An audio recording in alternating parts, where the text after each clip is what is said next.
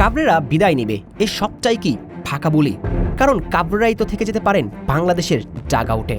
হ্যাঁ, তাই বাংলাদেশ ফুটবলের ডাগআউটে হাভিয়ের কাবরেরার অধ্যায়টা শেষ হয়েও যেন হচ্ছে না শেষ। কারণ বাংলাদেশ ফুটবল ফেডারেশন এক দরজা বন্ধ করে দিয়েছেন, দর্শক মহলে কাবরেরার বিদায়ের গল্প শুনিয়েছেন, কিন্তু সবাইকে কাবরেরার বিদায়ের গল্প শুনিয়ে নতুন কোচ আসতে পারে বলে শান্ত করলেও অপর দরজাটি কাবরেরার জন্য খুলেই রেখেছেন তারা। এখানে অবশ্য অনিয়মের কিছু নেই, বাফুফে সব নিয়মকানুন মেনেই চলছেন।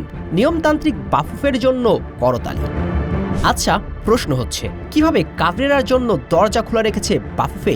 তাই তো সর্বশেষ ন্যাশনাল টিমস কমিটির গুরুত্বপূর্ণ সভা শেষে বাফুফের মিডিয়া কমিটির চেয়ারম্যান আমিরুল ইসলাম বাবু জানিয়েছিলেন, জাতীয় দলের জন্য নতুন কোচের সন্ধান শুরু করেছে ফেডারেশন। এতটুকু শুনে স্প্যানিশ কোচের বিদায় নিশ্চিত ভাবলেও গল্পটা কিন্তু এখানেই শেষ নয়। কারণ মিডিয়া কমিটির চেয়ারম্যান এটাও বলেছেন, প্রয়োজনের পরিপ্রেক্ষিতে কাবরেরার সাক্ষাৎকার দিতে পারবেন, যার অর্থ দাঁড়ায় নতুন কোচের সন্ধানে থাকলেও এখনই কাবরেরার জন্য বাফুফের দরজাটা একদমই বন্ধ হয়ে যায়নি। বরং কাবরেরা ইন্টারভিউতে টিকে গেলে তিনি থেকে যাবেন বাংলাদেশের ডাগআউটে। তাতে কি হলো? দর্শক মহলকে শান্ত করা গেল, কাবরেরার সঙ্গে চুক্তির মেয়াদ বাড়ায়নি বাফুফে, বরং ইন্টারভিউতে আর কেউ যোগ্য তাদের হাতে ছিল না, তাই 41 বছর বয়সী কাবরেরাই ভরসা। তবে কাবরেরা যে ইন্টারভিউতে টিকে যাবেন সেটার নিশ্চয়তাও তো এখনো দেয়নি বাফুফে। কিন্তু সমস্যাটা হচ্ছে, কাবরেরা যে পারফরমেন্স দেখিয়েছেন সেখানে এই স্প্যানিয়ার্ডের ইন্টারভিউ দেবার সুযোগ থাকারও কথা ছিল কি? কাবরেরার অধীনে বাংলাদেশ 39টি ম্যাচ খেলেছে, যা দেশের ইতিহাসে কোনো কোচের অধীনে সর্বোচ্চ ম্যাচ খেলার রেকর্ড।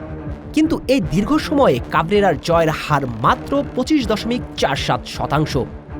39টি ম্যাচের মধ্যে জয় ও ড্র 10টি করে, হার 19টি। আর এই 10 জয়ের বেশিরভাগই ছিল মালদ্বীপ, ভুটান, কম্বোডিয়ার মতো দলের বিপক্ষে। এই স্প্যানিশ কোচের অধীনে 4 বছর 3 মাসে বাংলাদেশ র্যাঙ্কিং বেড়েছে মাত্র 5 থেকে 6 ধাপ। বিশেষ করে এশিয়ান কাপ বাছাই পর্বে হংকং চায়নার বিপক্ষে মহা গুরুত্বপূর্ণ ম্যাচে সুমিত শমকে একাদশের বাইরে রাখা সহ বেশ কিছু বিতর্কিত সিদ্ধান্ত নেবার পর কাবরেরার তো আর জাতীয় দলের ডাগআউটে থাকারই কথা ছিল না। সেখানে তিনি পূর্ণ মেয়াদ শেষ করছেন, সঙ্গে থাকে নতুন করে ইন্টারভিউ দেবার সুযোগও করে দেওয়া হচ্ছে। বাফুফে বলেই কি সম্ভব?